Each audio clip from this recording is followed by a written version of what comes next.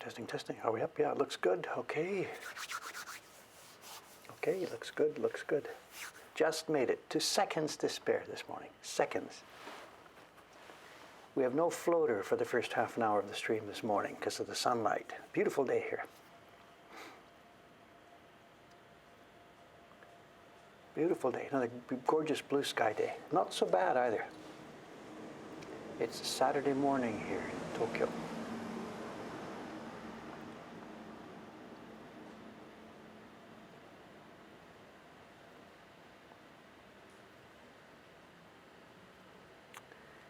Okay. I just made it. I set this up about 15 minutes ago, and one of the video cameras didn't work. It's my USB ports on this machine. They're playing games. Sometimes they work, sometimes they don't. After a restart, they do. After a few hours, they don't. It's not dust either. I checked to see if there was dust in there, and it doesn't seem so. Just getting old. What does it say? 5 or 6 degrees in Tokyo? Maybe. Yeah, I guess. I don't know. A little bit cooler in here, of course. So, yes, that's today's job. Show and tell stuff too. 8. So, we got it back. I got it back from Kawai-san tonight. Kawasaki-san. Came back yesterday afternoon. One of the 3 blocks for the yokai series. The yokai print, match label print. And she has done the outlines on one block. And she has done the yokai characters themselves on another block.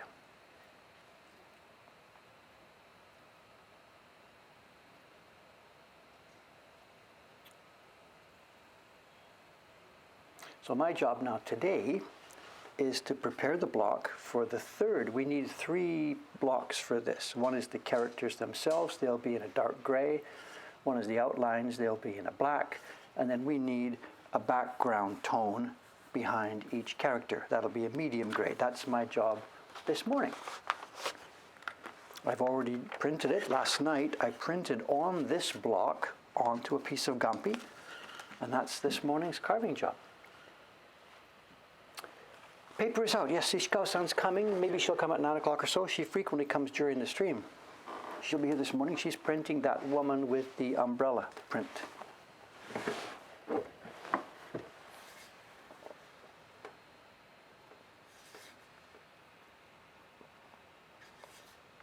It's not great wood for a background block. It's got hard spots. You know, I've hunted upstairs. It's all I can find.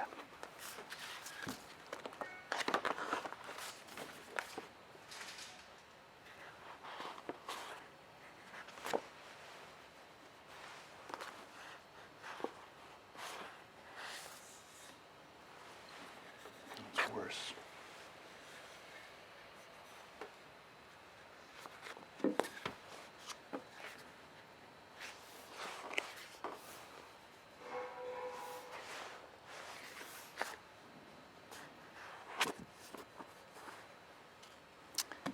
So good, you know, the wood is not so good. Punch day for complaining about that beautiful cherry. This is not beautiful cherry. This is junk cherry. Junk cherry. Sorry, nothing else. It's junk. Let's use this piece. This is that test piece we were using the other day when we were playing with the idea of multiple hanshita. We were playing with it. We used this piece of wood. This will do for this print.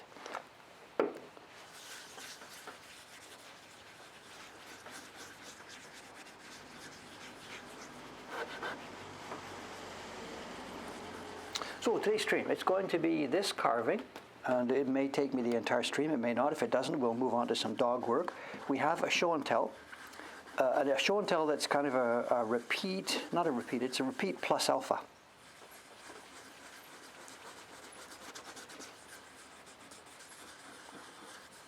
Of something previous we've had. And also, while I'm working today, I need your help. I need your help. I'm lazy. I need your help. The crew was here doing photography yesterday for the collection and did a bunch of stuff. And one of the photography jobs that was done last week is now online in the collection. I had time to do the online part of it, but I didn't have time to do the description part of it. It's this set It's a set of Sennschafter from Taisho 11, I think it is. That must be sometime in the 1920s. And it's a set of Sennschafter. Dave, get this done. It's a set of Sennschafter with images based on an old series of screens that were found in a temple in Saitama some time ago. And the screens apparently date from the 1600s.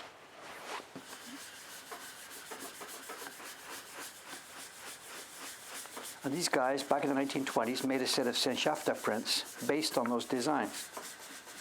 Those are the ones I put online last night. On that link I just sent you.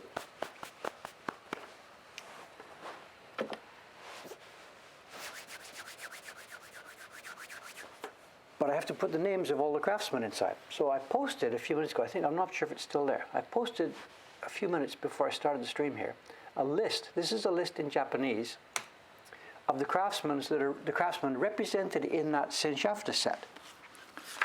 So I have to go back and edit the pages to put all the craftsmen's Google Translation.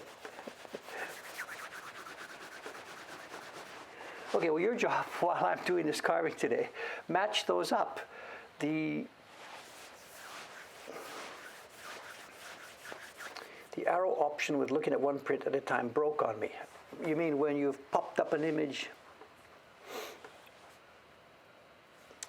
By the way, the second picture in the collection doesn't load. What's going on? Come on, give me a break, guys. Second picture in the collection doesn't load. Group 1, Group 2.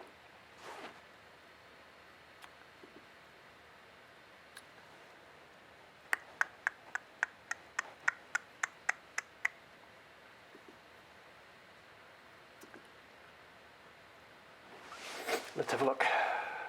I'm supposed to be working here.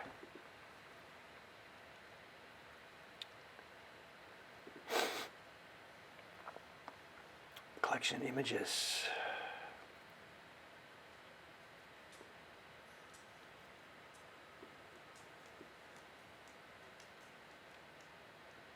Oh yeah, the name is wrong. Okay.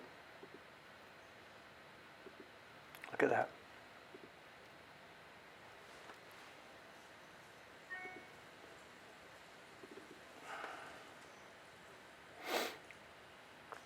Amazon server S3. They're all stored on an S3 bucket, and I've got the name wrong on that one. Okay, let me fix it just a second. Log into Amazon here. There it is.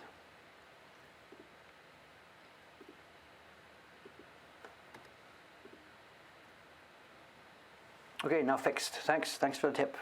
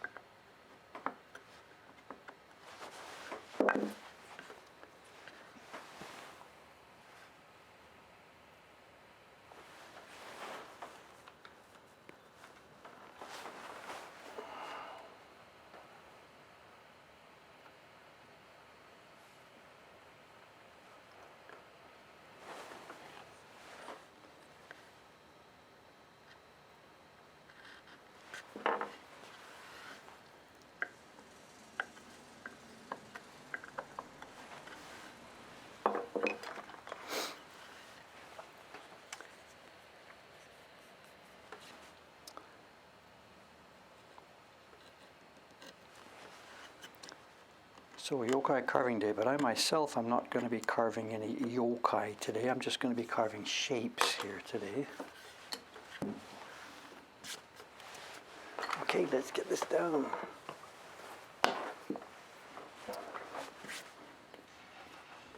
So to recap, I know what I did was, I took the block. I've lost the block. Where is it? The block arrived yesterday from Kawasaki-san. So I took a piece of Gampi paper, laminated it, our usual thing, Gampi paper laminated to the yellow backing paper. And last night, I trimmed up some of her lines first. She had a bit of waviness in the lines. I trimmed the lines, cleaned it all up, put pigment on, and last night, in the registration marks, like this, I printed this thing. So it went into the registration marks. I am now going to move on. I've cut registration marks. We're going to put glue on here and put this again in the registration marks and paste it down. That gives us our registration.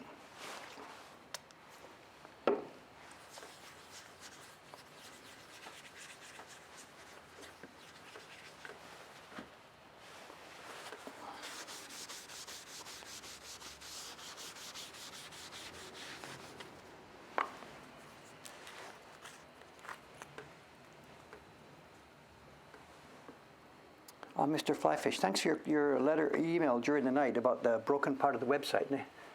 Everybody's telling me about broken web pages.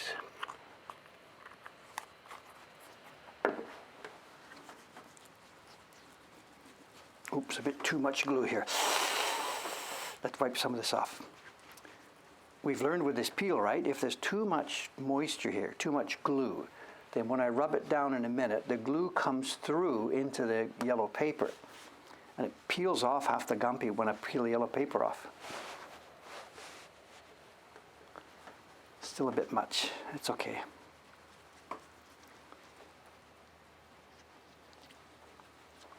Yeah, a tiny bit too much here.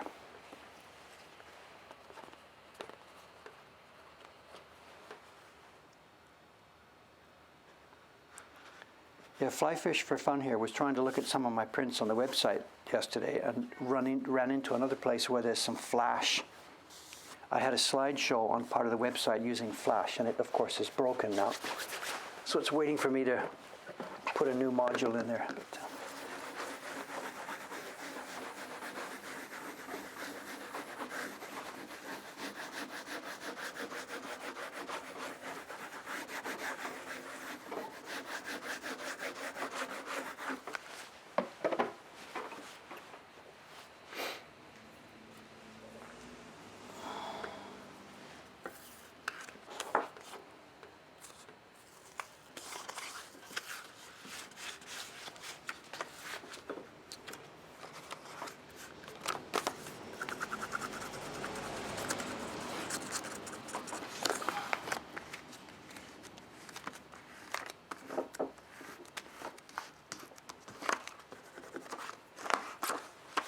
Too much glue.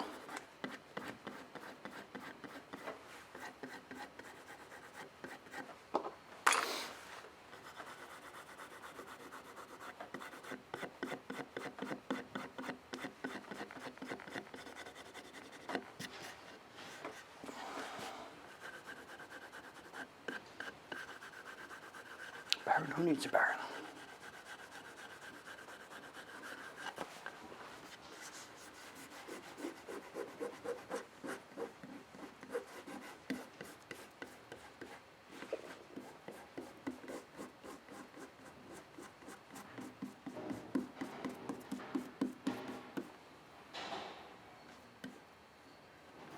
Peeling up at the corner here.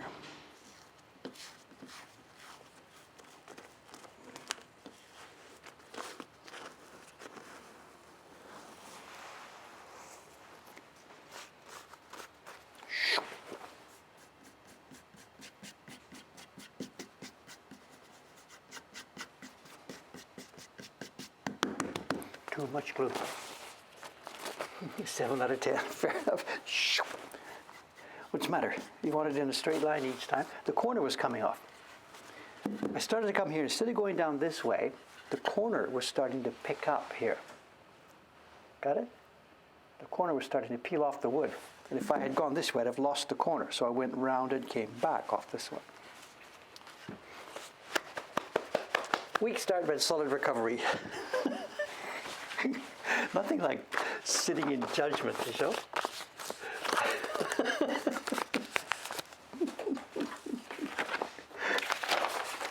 Here's the design. Here's what's going to happen. This is a photocopy of the original prints. I didn't bring them downstairs this morning. This is the set we are making. I'll be finished this today, cutting this block, and I'm going to take it upstairs to one of the printers for a test print Sunday or Monday. I'm not sure who's here tomorrow. Or maybe I should do it. I don't know. Let's see what the schedule looks like. Here's the design. It's a set of prints that were originally published. I have no idea. Pre-war, Taisho era, 1910s, 20s, maybe 1930s.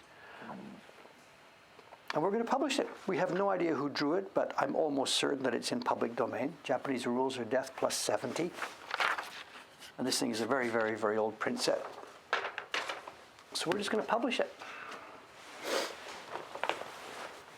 What's the expression? Ask permission later, do things first, and ask permission later.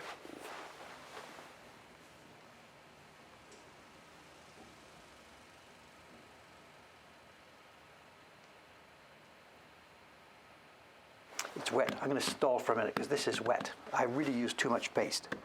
And also because I washed it first. Remember there was an old hunched on there, so I washed it. So the block was really quite wet to start with. Then I put a bit too much paste on. So this is wet now. If I try and carve this, it's going to drag the hunched paper. So let me stall for a minute here.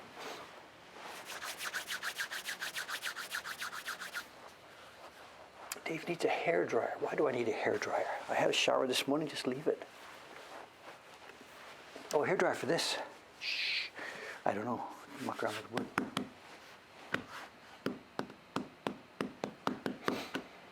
Is there a way to pre-order this print? No, they will be over the weekend. And actually, I was chatting with this one, Cameron, yesterday.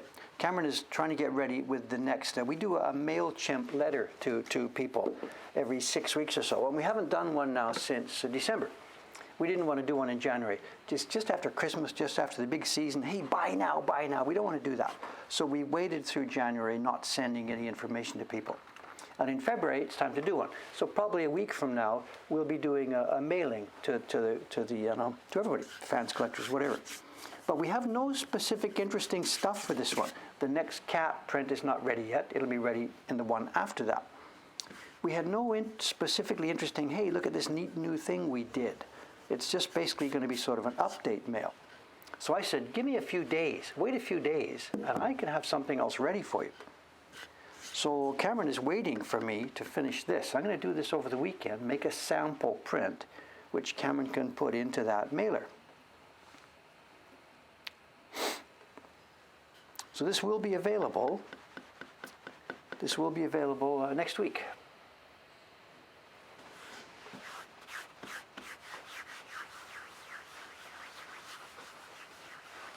Did I read the last stream? Yes, I did. Tom 1060, and I did. I read your comment and your question. And I don't know what to do about that point of taking those videos like that and discussing them here on the stream. I don't know. It's easy for me to talk.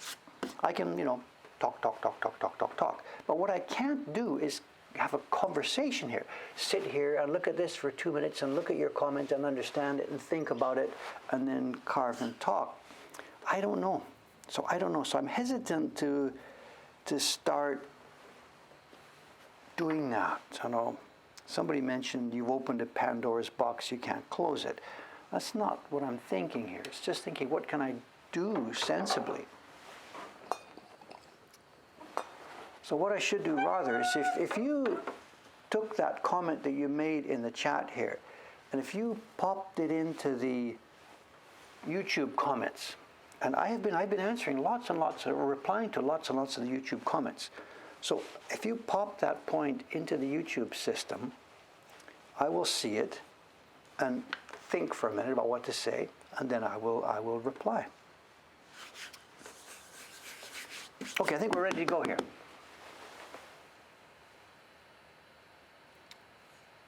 Actually, I don't need the microscope. What am I doing? Let's try it this way.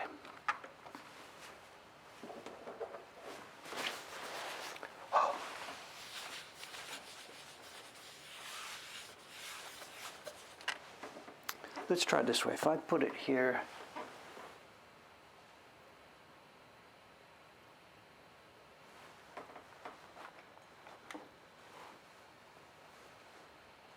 there'll be a solid background. So all I'm going to carve here, I'm just going to carve these boxes. That's all. I'm just going to carve 10 boxes here. This is not actually going to be so interesting to watch, but whatever, it's the job I have to do this morning.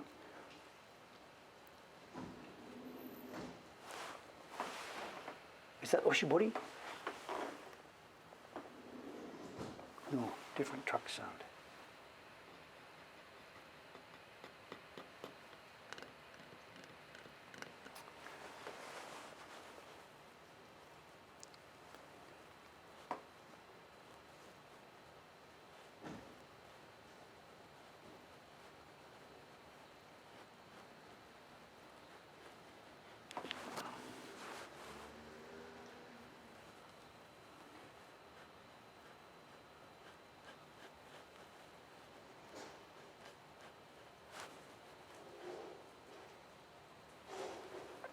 So which is more boring, to watch me carve dog hair or to watch me carve boxes? I don't know.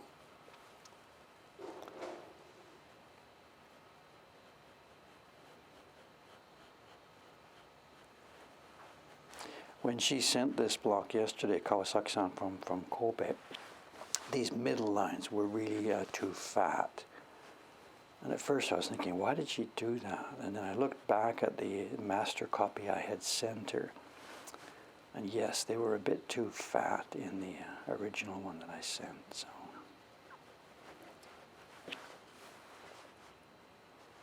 So can't yell at her.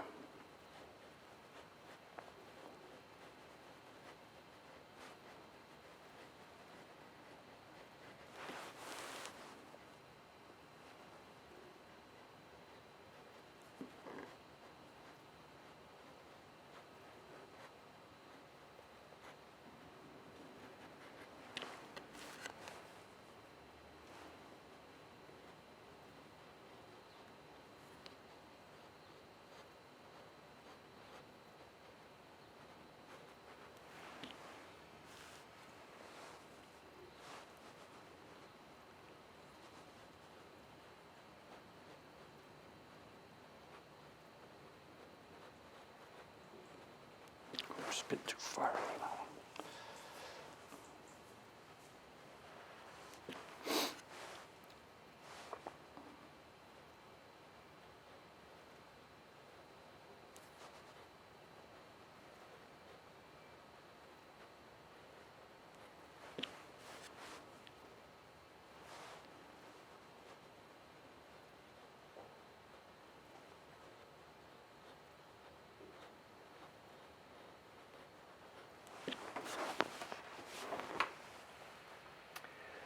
To use a straight edge, if I had been doing the box itself, then I would absolutely have used a straight edge for the box, absolutely. I would have put, the way we do that is I would have put this down here, and I have a special knife for cutting the straight edges. It's somewhere in here. I almost never use it these days. Where is it? Here it is. I've got a blade that's sharpened like this. It's an old blade that used to be a triangle-shaped point, but now it's been cut back. And I'm not going to mess this up, but it goes against the straight edge like this. And you move it against the straight edge like that, and it gives you your straight line. I'm not going to do it here because these lines are not straight. The ones she's done are not straight. And it's safer for me just to run along the line.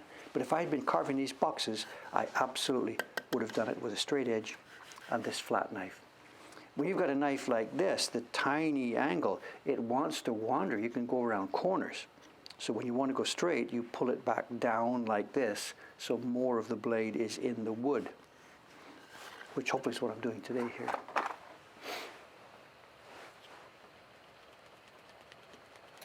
how thin do I sharpen your main knife for basic carving work? This is it right now. This is the sort of standard everyday average sharpening for me. It's just the way that the knife, when you buy one of these things, it's sort of basically like that. I don't know the angle this way, and I'm using the full thickness of the blade here. You know, you saw the blade in the Ito-san video, remembering a carve or whatever. For that kind of hairline, you first take a file and you take off about half the thickness of the blade this way to make it thinner this way. And then when you're sharpening, you hold it down, down. You hold it down, down, down, down, down at an angle low, so that you saw in that video, sharpening like this. So the blade is thin that way. But it breaks like crazy. So for a job like this today, there's no way we would use such a blade. This is a normal, average, just a blade as you buy it. I'm not sure what else I can say. I don't have numbers here for you, you know.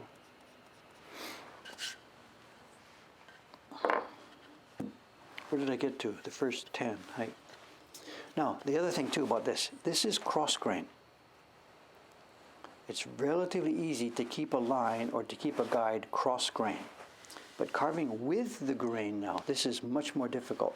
It looks like the same job, but it's not, because the knife now wants to follow the grain. There's actual grain lines in there, and the knife wants to follow it. So I'm not going to do it in a single pass. I'm going to go light first. I'm not cutting so deeply. I'm scratching the wood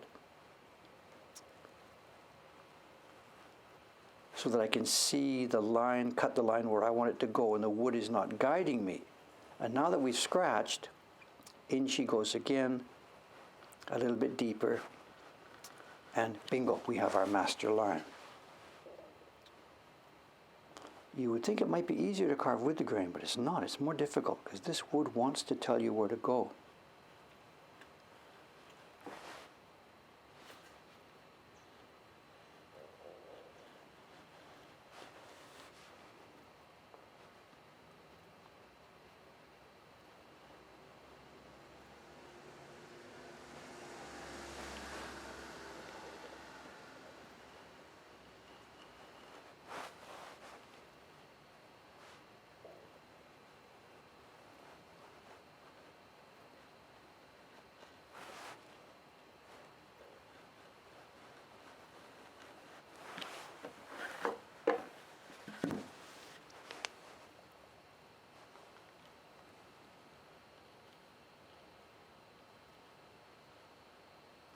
A little bit fat on that one.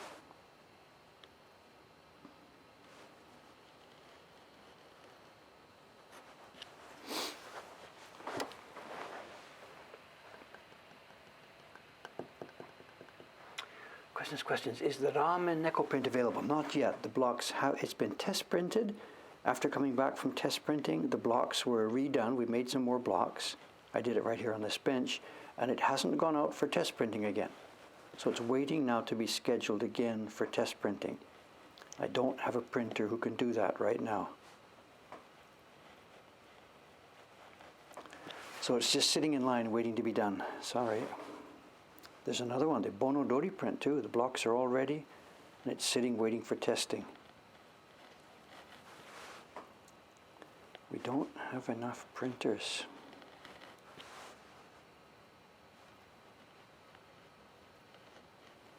Or we do have enough printers, and we've just got too much work for them, whatever way you want to look at it. So.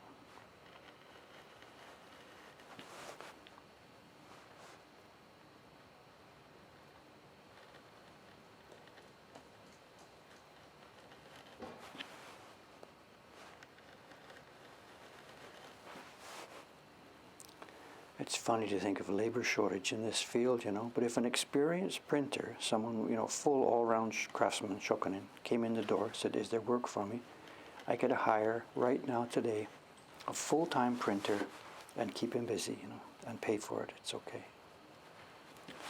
So in this field here, there's a desperate labor shortage. Desperate labor shortage.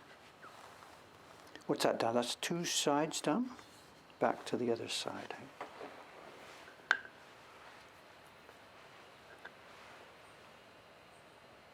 Yeah, the ramen cats, you know, I'm sorry, you know, I'd like to get it done, just, I'd like to do it, but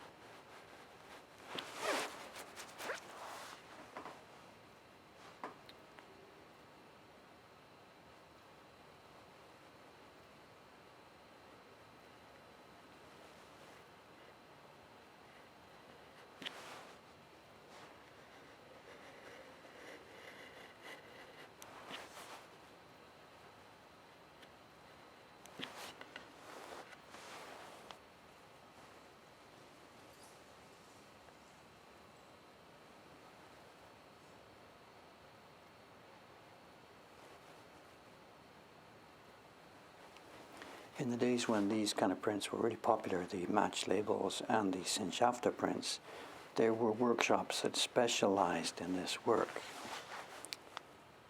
So some guys, this is all they would do, people who worked in a match label workshop or a Sinshafta workshop. They wouldn't carve ukiyo-e prints, they'd be just carving day after day these little boxes and pictures, you know.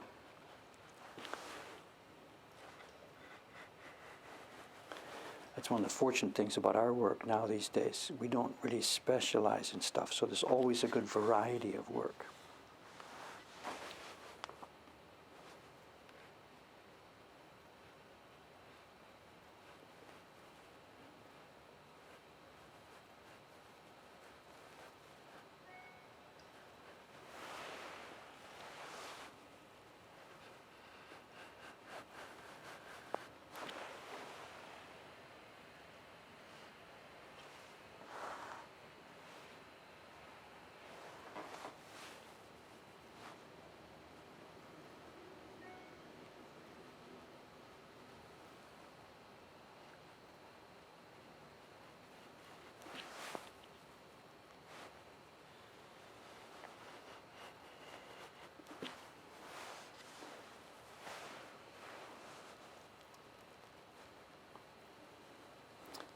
Also coming up here then, I know I'm doing this box now, but once I've finished cutting the outline of these boxes, you know what's happening next. I know it's going to get a bit noisy around here.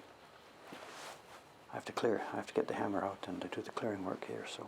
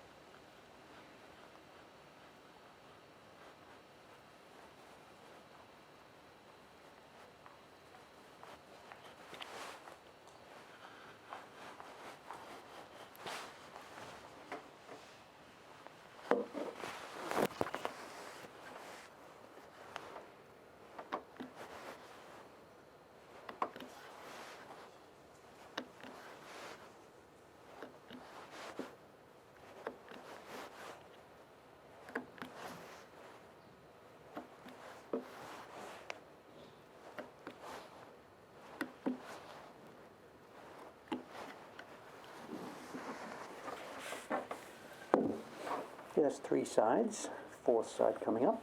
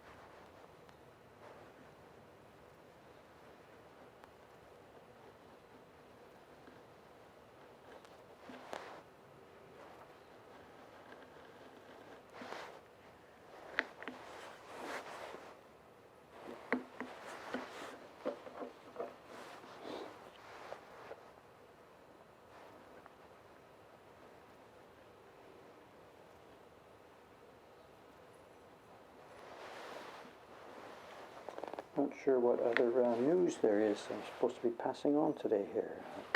You don't know, I think the sidewalk is fixed out there, you know about that. What else is there? Oh yeah, there is something. I know the other day, what's today? Today's Saturday. On Thursday was a sizing day for me. After I did the stream in the morning, I went upstairs and spent most of the rest of the day sizing. And Aoyama-san and I decided it was time. It's long, long past time to start doing some experiments. We've been doing well with the sizing. The printers are happy with the paper that we're giving them. And for the most part, there are no problems.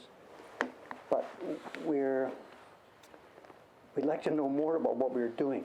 The way we're doing the sizing now is just the way I stumbled into it 10 or 12 years ago when I first started doing it. And we've had some stuff like a batch of paper went out to Suga-san last week. And part of the paper, when she was printing it, showed some speckled pattern. The speckled pattern that we call janko.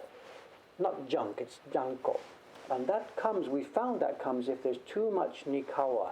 If there's too much glue in the mix and her pigment won't go inside well and it has this speckled pattern. She still prints well, the print looks okay, but she struggled with it a little bit.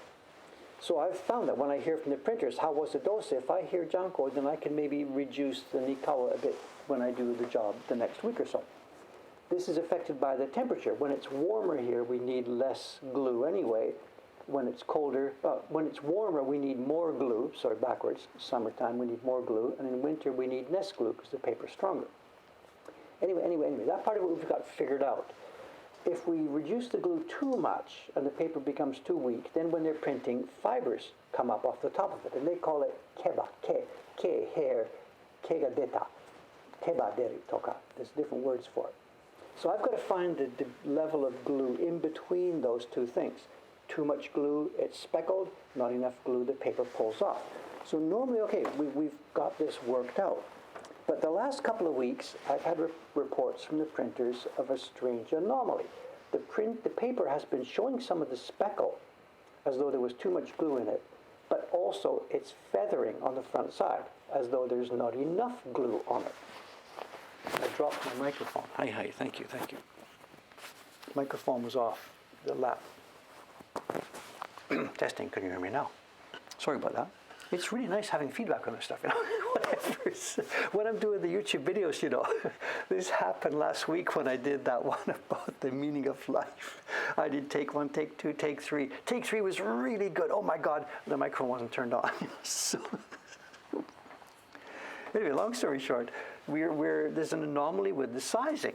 So it's becoming clear that it's not just the glue level. It's not just the nikawa. It's also affected by the myoban, the alum that's in there. So this week, a few days ago, Aoyama-san and I did a test to try and figure out what's the function of the glue and what's the function of the alum.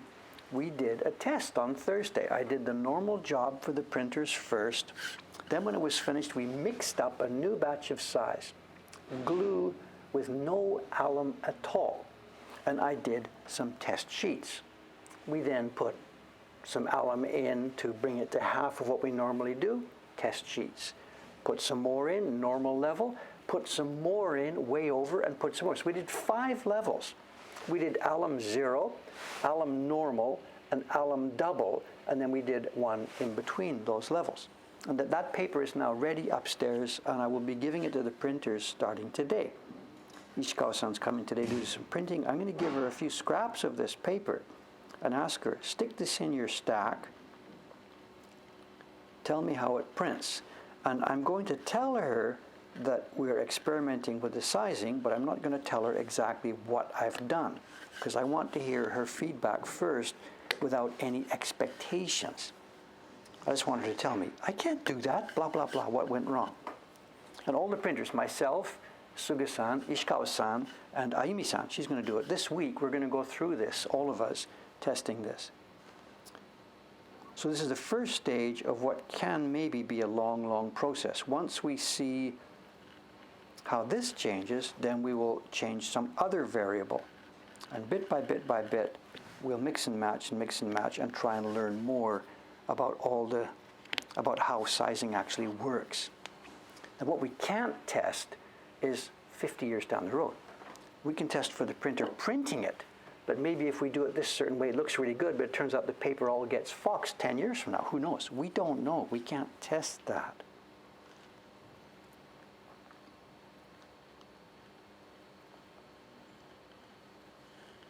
So we have to be careful of how much we change. What may look like an easy positive change now may have ramifications down the road. And once you've been doing it for X dozens of years, you can't go back.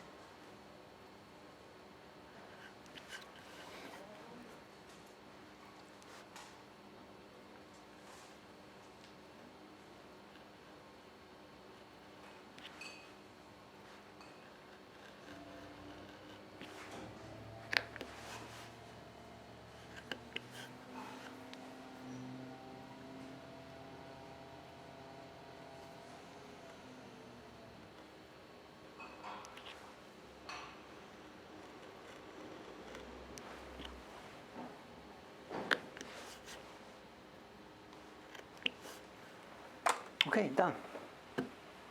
Done, done, done, done, done.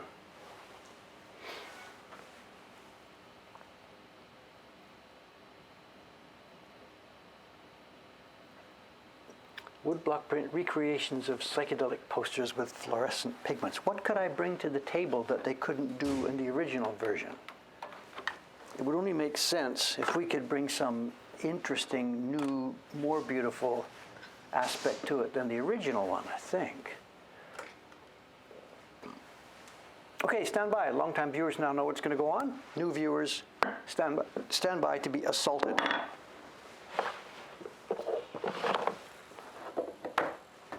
We now have about 10 minutes of noise happening. There is a compressor / limiter on our system, but this is not for the ASMR group at all. I'm sorry. This is part of our job.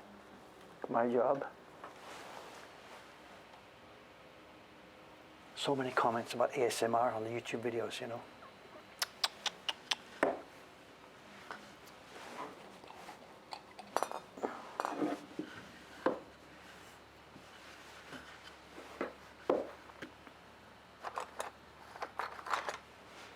We're going to use the Marunomi, the round chisel, and scoop a lot of the waste wood. And I don't know how stupid I am, but I should just make sure. I think my brain is okay for this, but I should make sure.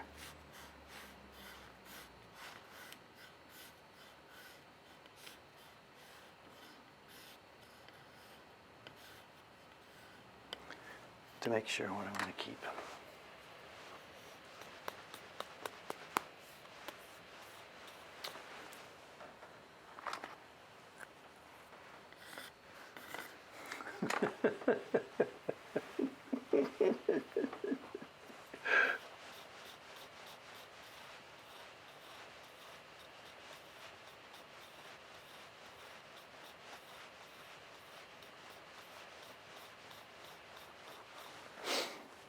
Okay, bit of noise here. As I said, bit of noise, bit of noise, bit of noise. That's going to be a bit too deep for this one. Okay, see you soon.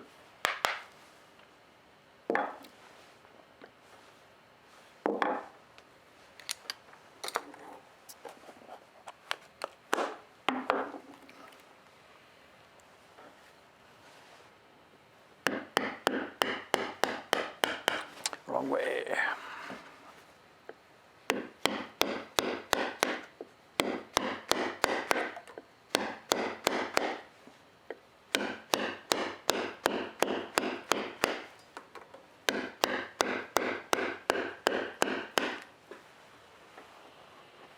Okay, hi.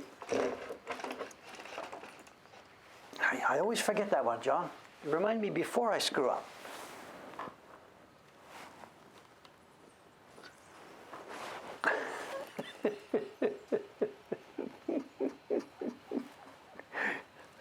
I always forget that one.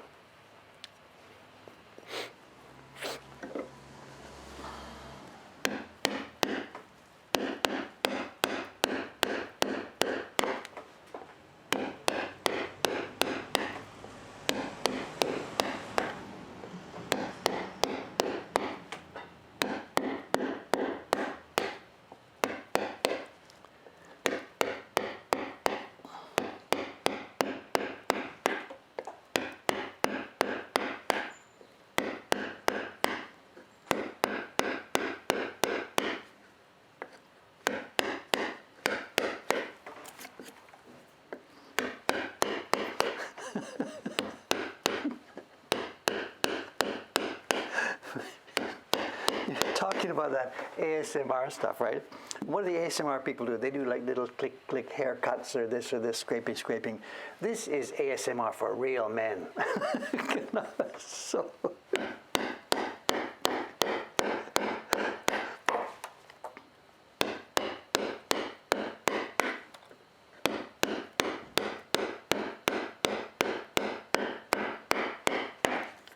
I'm taking it easy at first here. I'm holding the handle up near the head, not down at the bottom.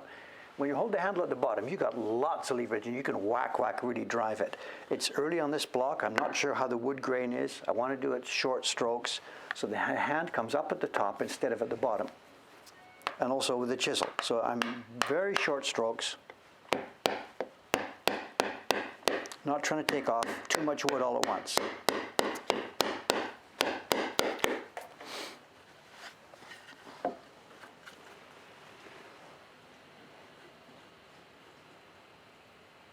Yeah, the cutting we were doing before, the cutting here, it's 3 stages. Stage 1 was to cut the exact lines of the wood we want to leave, separating it from the wood we want to remove. Stage 2 is the larger chisels, not cutting right up to that line, but getting rid of the waste all around it. Then in a couple of minutes, you'll see me move to stage 3, which will clean up exactly the area against that line. So it's always 3 stages. Stage 1 is the lines themselves. Stage 2 is the waste, and stage 3 is the final cleanup.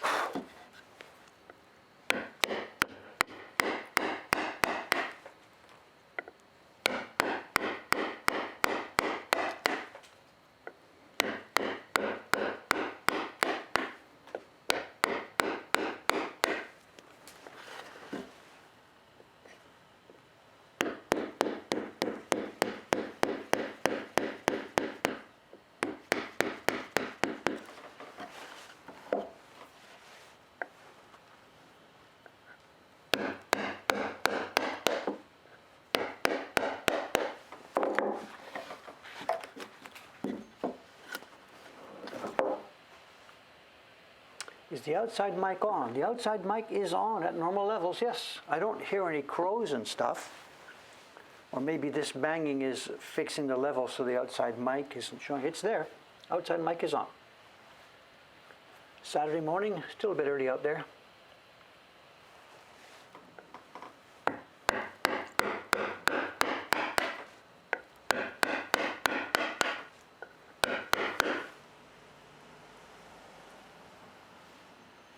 Car coming by, you hear that?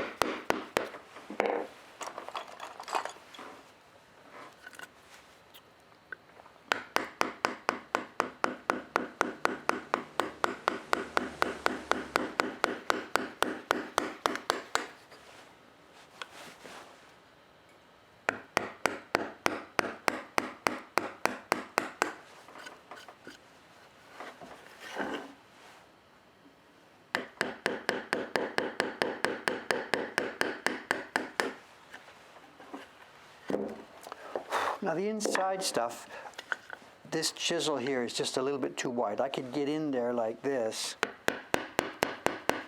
but no meaning, it won't go deep enough and I can't get too close to the edges. And this one is a bit too narrow, so whatever. We can start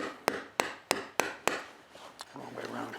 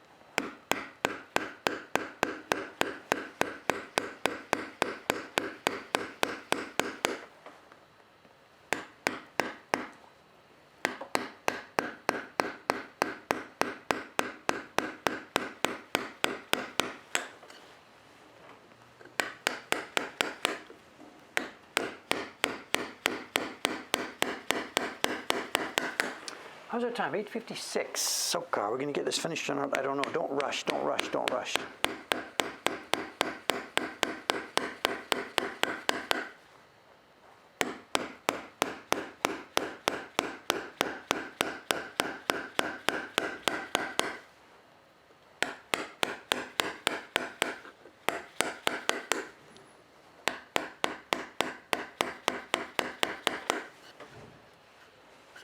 Don't rush, don't rush.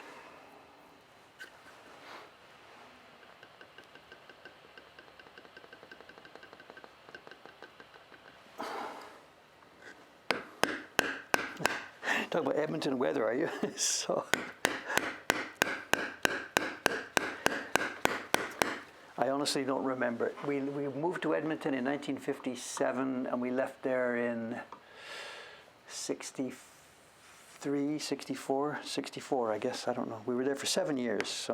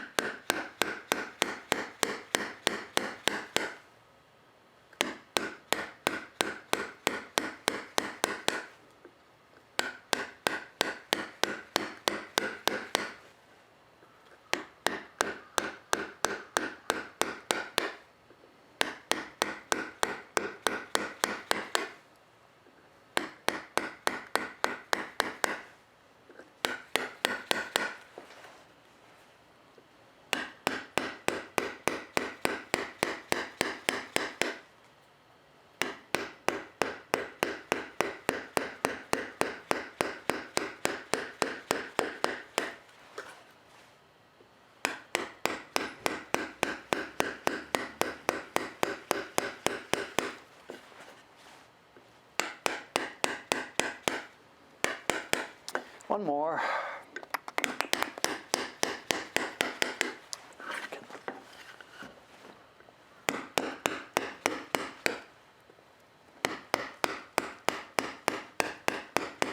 Actually, this is a fun part of the job, you know, normally. Just sit here banging away, enjoying yourself. If I were here totally by myself, I'd actually put some music on. You can sort of barely hear it through the banging, but I would put raucous music on.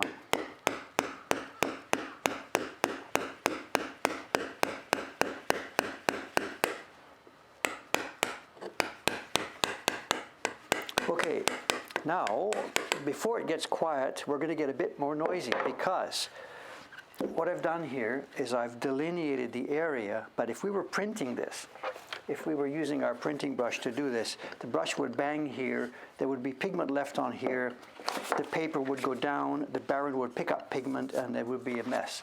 So I've got to go wider, and that means bringing out a wider chisel, and this is really going to get noisy for a few minutes here. It'll all be over in a minute, but I've got to get rid of that wide area outside the area where the brush or barren. The rule, we call it ubi sambon. Ubi is finger and sambon, so we call it ubi sambon. We would normally go out, I'll sketch it here, whatever, something like this. We would go out to something like this. And this is the one that moves my bench. I'm doing it here, but bit by bit by bit, with each stroke, the bench moves.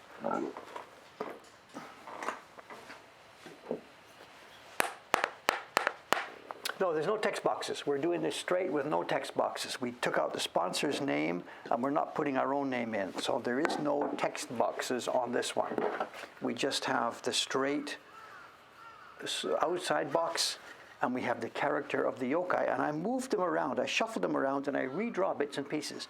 Some of them, they had the area where there was a text box in the original design. I sketched in something that would fill that space. So no text boxes. We're going to steal the guy's work, but we're not going to steal his name.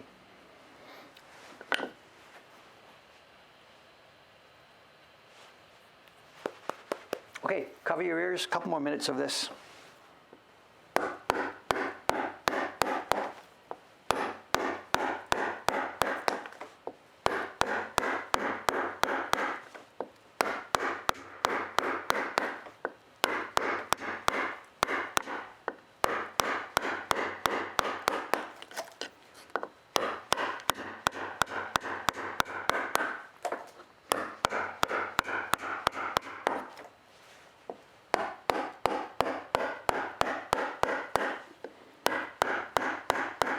Notice now too, my hand is down at the back. I'm not up at the top tapping anymore. I moved my hand down the handle. Get some weight behind this.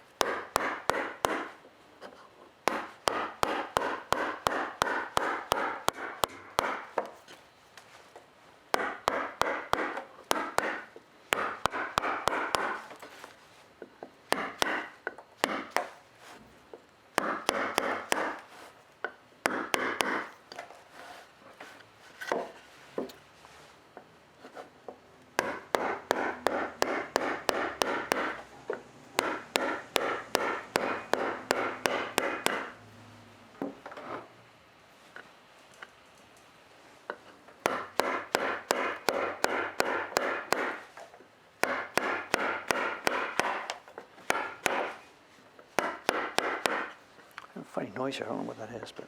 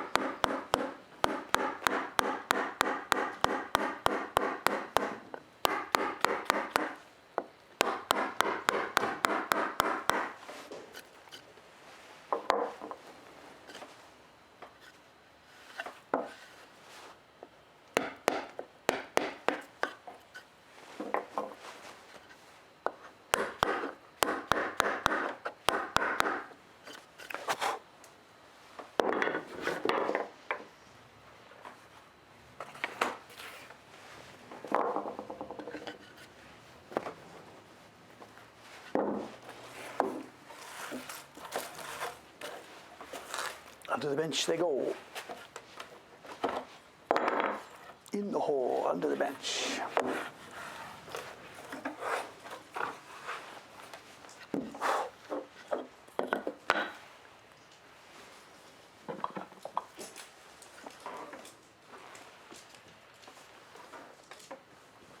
Okay, stage 2 is finished.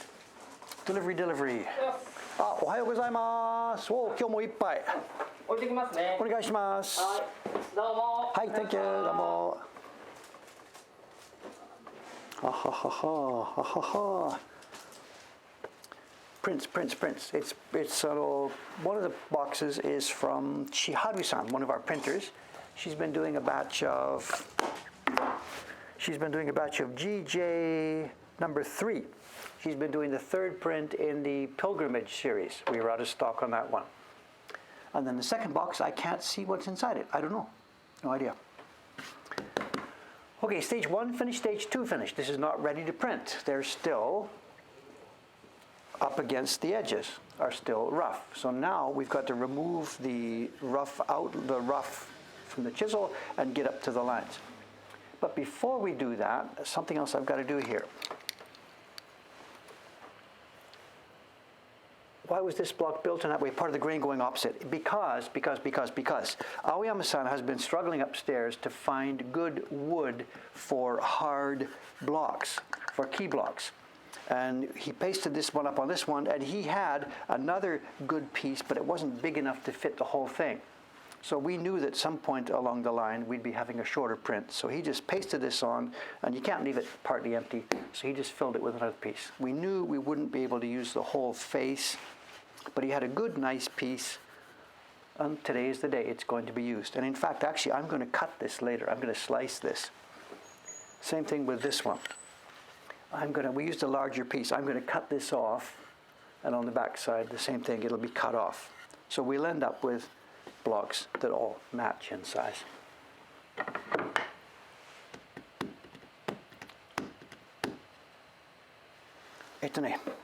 So next step is clearing, but before I do that,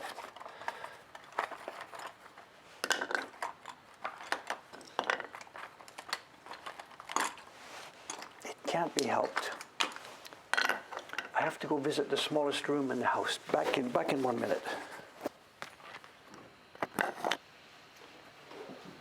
1 or 2 minutes.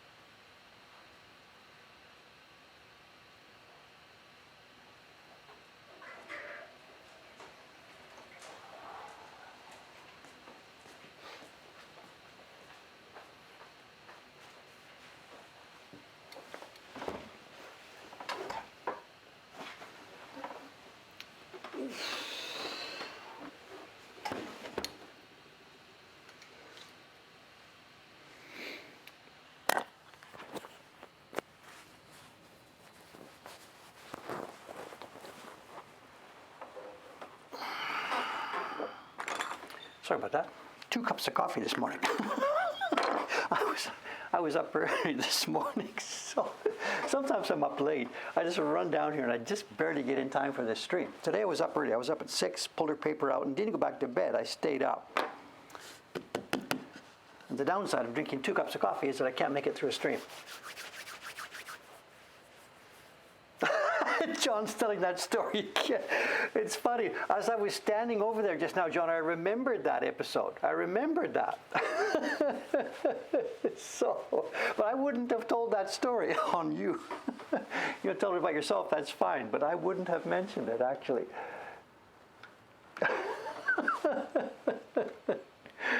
There would have been, who else? Mark Kahn would have been on that. It would have been you and me and maybe Mark Kahn. I can't remember who else used to drop in on those things. 1,000,000 years ago. Honk-tony 1,000,000 years ago. I mean, these days it's a big deal, right? Zoom and muting and all that kind of stuff. It's a big deal these days. Back then it was just nothing, but now we all know about muting. Cameron, I was chatting with Cameron the other day. He's working from home, of course, whatever. I don't usually phone him because it's difficult. The kid might be asleep or something like this. You don't want to make a loud ringing sound on his computer when just at the moment the baby's going to sleep or stuff. So I generally avoid calling him. I'll send an email back and forth and whatever, stuff like this. But there was something, whatever, I needed an answer right away, and mail, they didn't answer mail, so I Skyped him, bing, bing, and then I cut it. So he knows I want to Skype, and if he's available, he Skypes back. So he did. He Skypes back a minute later, and clearly there's something beside him he doesn't want. It turns out, I guess the kid is having a fit or something, whatever, I don't know. So Cameron's screen here, I can see he's listening to me talk, and while I'm talking, he's put his own mic on mute so that the baby's screaming doesn't come in, and then I'm quiet, and he has to talk, so he unmutes it back and forth. What's our time? 9:13, whatever, it's show and tell time. So for those of you who are not going to be here to see me finish, I'll be finishing it this afternoon. What's next is simply this. I'm going to go through with the ice ski chisels, our flat chisels, and I will take away the ridges on the bottom here. I'll take away the ridges. If we leave the ridges, they build up pigment while you're brushing. As you're brushing around, ridges build up pigment and it gets higher and higher, and it will affect the print. So first step is the ridges are gone, and then I will use the chisels to go right up close. Where are we here? Where's on the screen? I will use the chisels to go right up close and peel off that last bit of wood like this, leaving just the carved lines. So to recap, for those of you who are sort of new here, stage 1 was carving the lines themselves, stage 2 was the waste wood, and stage 3 is clean up the mess on the lines and then clean right to the edge. We've got a set of chisels that we use this for: 6, 3, 2 millimeters, 1 millimeter, 6, 3, 2, 1, and point. And those chisels are used for that last stage of the job, which is going to happen later this morning. So, and it's the sound. There's people that love this and there's people that hate it. What can I say? I really like it myself. When we have a nice good piece of wood, there's a crunching sound that we get with this. And there's people who, it's fingernails on the blackboard or it's pleasant. I really, really like it. But in any case, it won't be happening here this morning. Okay, let's go to show and tell, which is a little bit of a recap plus something new. On the last stream, the mailman brought something on Thursday. The mailman brought a package and put it down, and I looked at it, and I knew what's inside, but I wasn't sure if I wanted to tell you about it. And actually, when I read the chat later on, there was a bunch of people commenting about this. Why didn't I want to talk about it?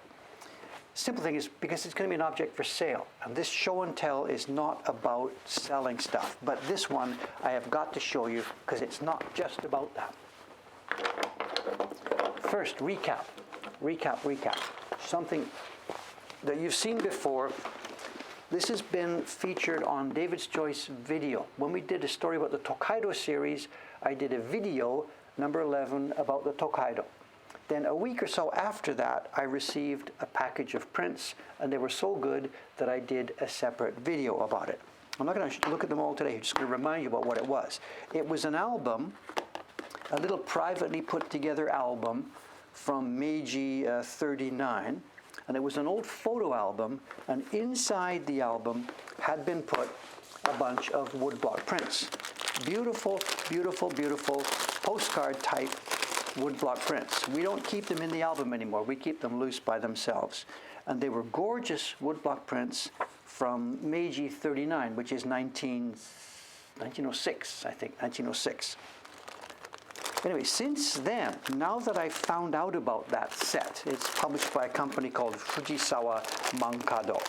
Now that I found out about that, I am watching out for these, and the buyers, there's some people out there, Doi-san, my friend Ueda-san, they are buying for me down in the wholesale auctions. Good morning, hello. I've asked them to keep your eye out for those prints, the Tokaido series from Fujisawa Mankado. Of course, I'm watching myself, but I also now have other people working for us who are watching out for them. And long story short, what we have now here, one arrived yesterday and one arrived a week ago. We have now 2 sets of the original format, the original structure that those prints were published in.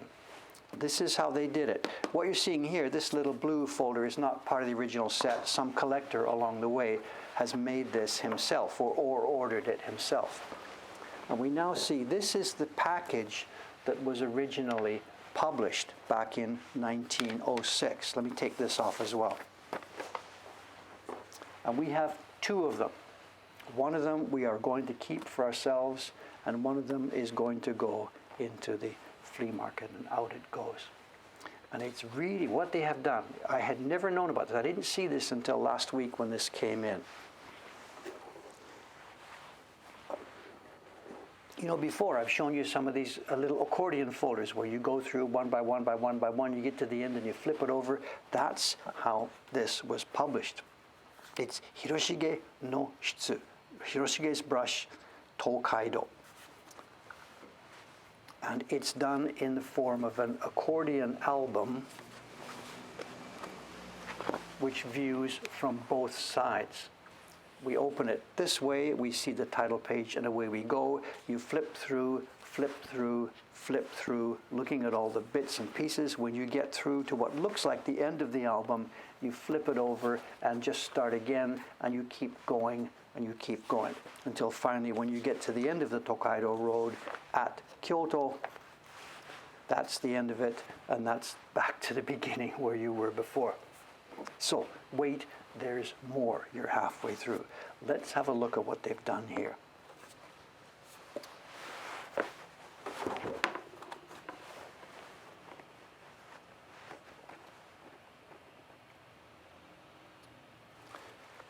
This part is not woodblock. This is normal metal type. There's an introductory letter in very florid poetry. There's a guide to the Tokaido. And then here we go, we start. And what they have done, and I really wish I could read this for you. I'm sorry I can't. Actually, I could read it because it has everything in it has furigana. Let me take this out and show. What they've done is the prints are in here in the form we've seen before. Each of the prints is mounted on postcard paper, and these are the actual woodblock prints from Fujisawa Mankado. Stunningly, stunningly, stunningly, really well made. They're better, well, like whatever, the video is there talking about them. They're more carefully made than any other reproduction set we've ever seen. Then what they have done is, with each of the locations, they have taken an episode from the famous Hisakurige. What's it called? Tokaido Dochu Hisakurige. It's a story about those 2 jokers. We call them Kita and Yaji. What's his name? Kitagawa, I forget. Kita and Yaji are the names we call them. And they have taken episodes from the old story and put the episodes here in together with each print.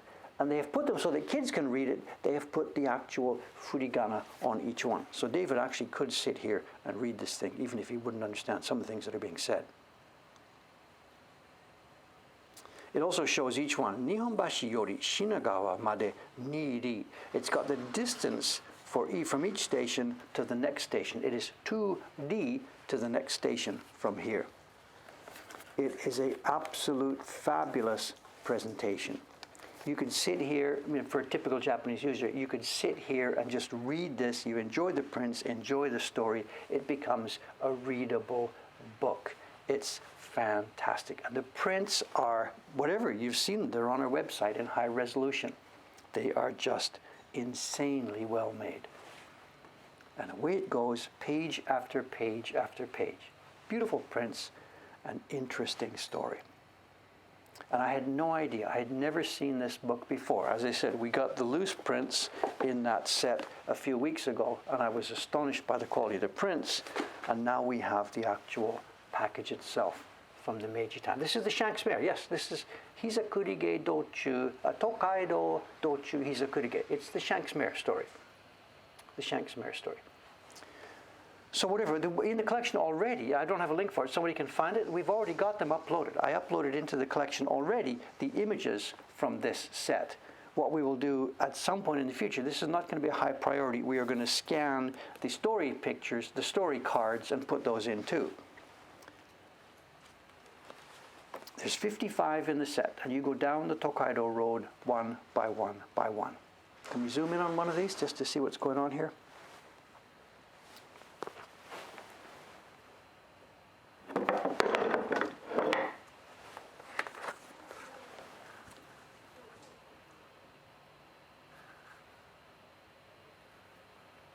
So what we've got is a woodblock print from Meiji 39, which is 1906. It's not all that old, but whatever, compared to Edo time.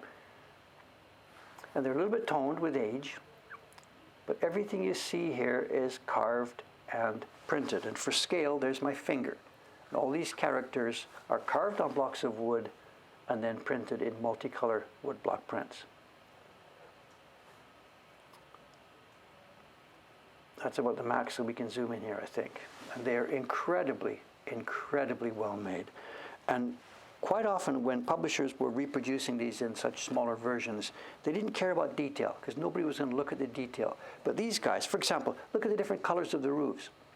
Every one of these roofs has a different tone and a color. They've gone to an astonishing level of complexity.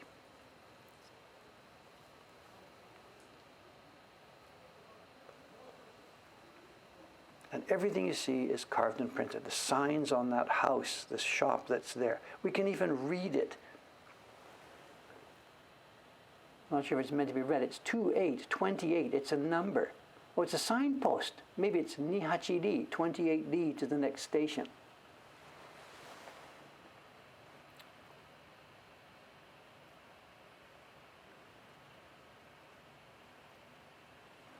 So about yellowing on the paper, this is mulberry paper. It's made with the kozo, mulberry fibers, and it's not specifically prone to yellowing at all. You know, the point about it is there's no pulp, there's no lignins in it, so it doesn't actually yellow too much.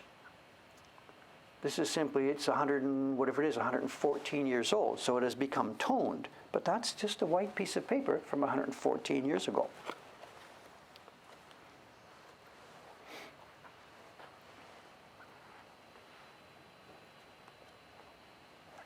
There's a tiny bit of foxing on some of them. For example, this one here, if we zoom in.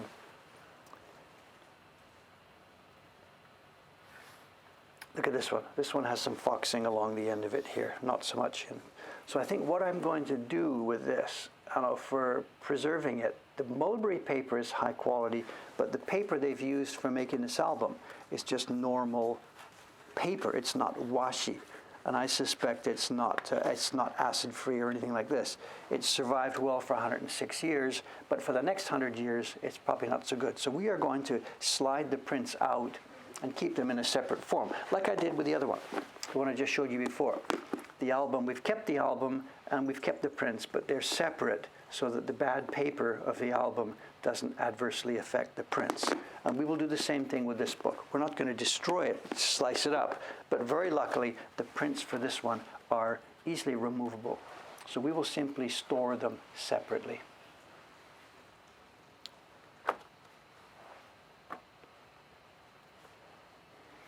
The mulberry paper these days, when we get the paper, it's sun bleached. It's bleached naturally. They're not putting any, peroxides or whatever in it. It's bleached out in the sun. And the Oguni people, they bleach it in the snow. They do theirs only in January. It's a very, very high snow area. And they bleach theirs by putting it out on the snow.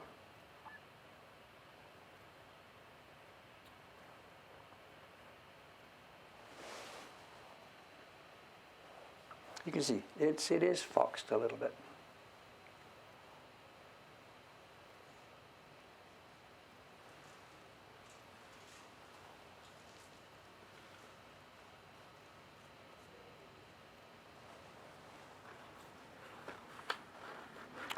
So as I said, there's two of these albums. We're going to keep one. I'm probably going to keep this one, I think. and the other one is going to go in the flea market. So let's show some of that one. That's the one we're going to keep. This one, it's not quite in such nice condition. You can see from the cover. We'll be keeping this one, and this one is going out.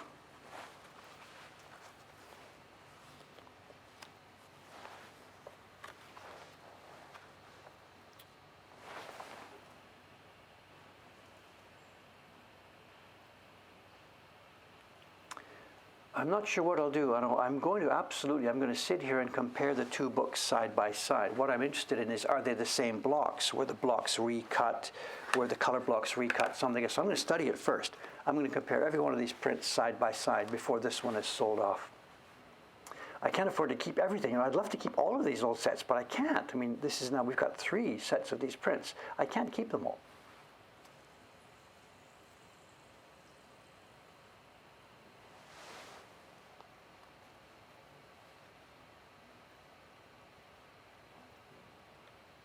This is the one I showed on the original video show. This one, the printing is not quite as delicate as it was on that first one. It's not quite as delicate. It's close, but not quite as delicate.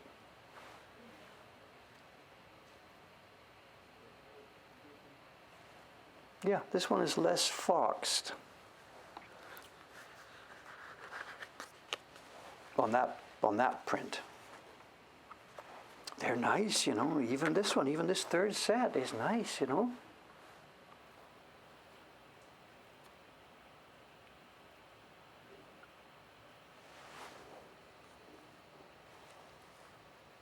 It's a smidgen of misregistration. The blue comes into the head a little bit.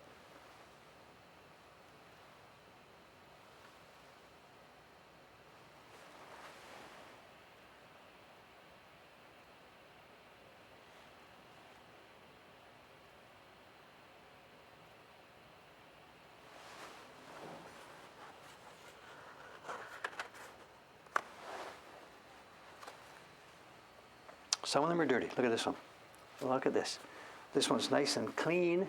This one would be dirty. Why would they be that? If they've been in the same set, why would it be a little bit dirty? Look at this. This isn't foxing. This is actually dirt. Maybe they took it out and played with it. What would they have done with it? I don't know. Look at this. This is actually dirt. There's a stain on it. The printing is nice. Hopefully the printing is nice. But this one is a little bit dirty. I could wash it, but I don't know that I could fix it all that much.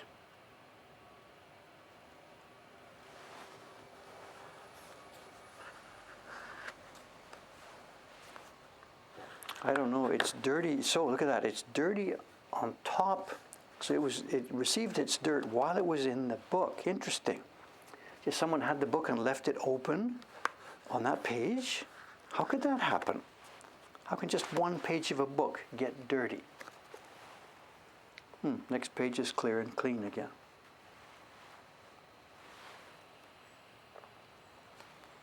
A nice soft eraser, I don't know, Vivid Sound, that's really thin paper, you know, really thin paper.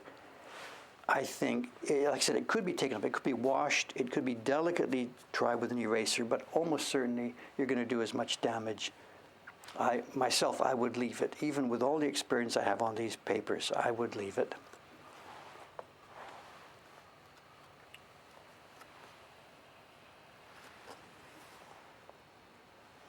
Most of them are clean. Most of them are fine.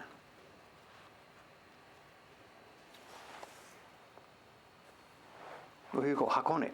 So, actually this is better than the copy that I've got myself. Look at this, it's been printed with a slightly bit of different colors. We have the famous white rock, which actually here almost looks white because the paper hasn't toned so much as on my copy. And over on the sky, we can actually see Mount Fuji. On my own copy, we can barely see Mount Fuji because the paper has toned so much more. But I'm not going to mix and match. I'm not going to go through this and pick out the best copies for ourselves. We're just going to keep them as sets.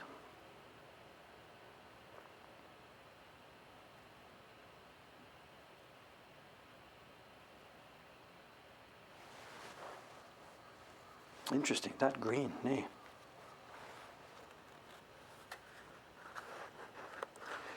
So clearly this series was popular and was reprinted again and again, and the publisher really didn't seem to hold the printers to the same standards, you know. It's well printed, but there are different color tones here and there. Nicely done. Oh, there's some staining on camera. Oh.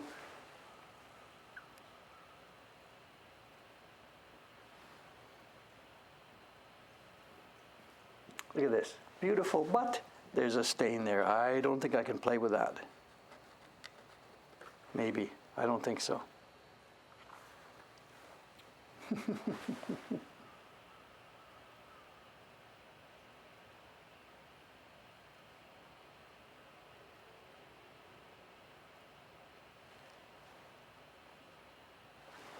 Okay, anyway, we can't go through all 55. I just wanted to make sure everybody saw this. This is how the thing was published.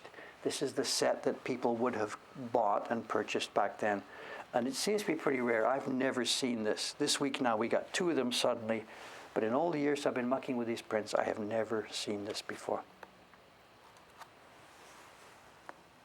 I have no idea how much it would have cost. I have no idea. This is clearly not aimed at tourists. This was aimed at Japanese people. The story is there to read and enjoy along with the prints.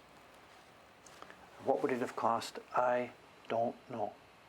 Do we know how old they are? Yes, the package is dated Meiji 39. It's 1906, or 1 or 2 or 3 years after that.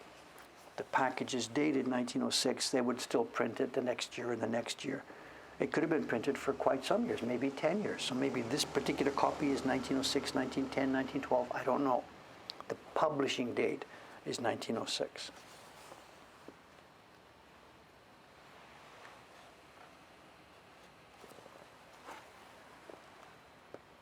And they kept the same colophon, even though, like I said, they would have done it again a year later, a year later, a year later. They didn't change this. This is all Japanese books are done the same way.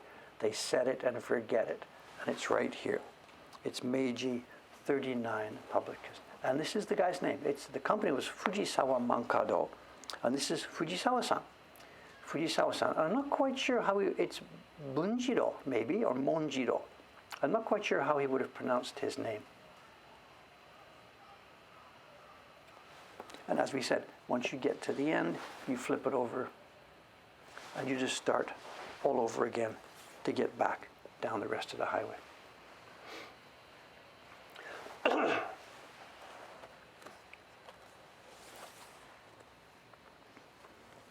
Okay, let's zoom in on one more. We're going to wrap this up. We need a translation of the full story. It is translated. There's a book out there. It's called Shank's Mare. It's by what's the guy's name? Jippensha Iku. I've forgotten his name. Quantar, help me please. What's the original guy who wrote the story? Shank's Mare. Jippensha. I've got it scrambled in my mind. Somebody help me here. Iku Jippensha. Thank you, sir. I was close. So it's out there. There was an edition published by Charles Tuttle. There's an edition back in the 1912s or so, about this year. There was an English edition made, and Tuttle photocopied it and they published it. So it's out of public domain. Somebody can put it on Gutenberg or whatever.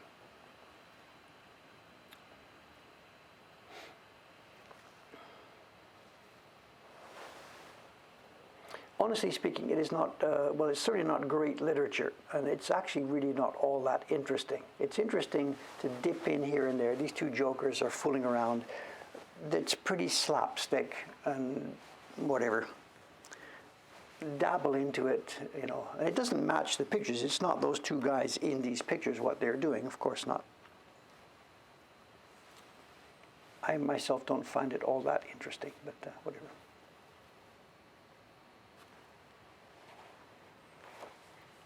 Okay, away we go. Let's leave this. So this will be appearing in our flea market sometime next month, whatever. I don't know. We've got to check it more carefully, make sure it's all okay, make sure there's no problems with it. But it will be available on our flea market sometime next month. And this is not going to be cheap. This is not going to be cheap. Okay, guys. Thank you, thank you, thank you. Putting it kindly. This is so... wasn't intended to be great literature. It was whatever word you want to use. It was low-class slapstick stuff. That's the way it was. I mean, here in the West, we have some pretty low-class literature as well. I think so. So it may offend feminists, of course, whatever. I mean, this is I don't know, 18. When was that thing written? 1810, 1820? There's nothing politically correct about it at all. Absolutely not. It's a couple of jokers who spent their time going down the road looking for two things: food and... Okay, I'm out of here. This is Saturday. I'll be back here 2 more days from now, and almost certainly I will be back working on the carving for the dog, or might we be printing yokai? I don't know. I really don't know how this is going to go, so I can't promise that. Let's just see. I can't promise that. Thanks very much. I'll see you in a couple more days. Bye for now.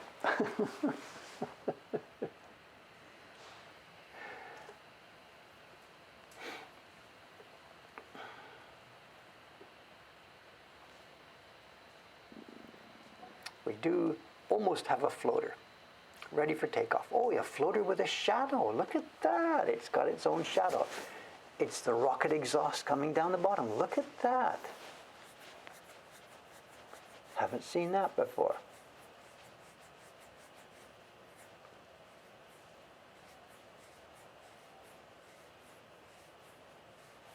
Ready for takeoff.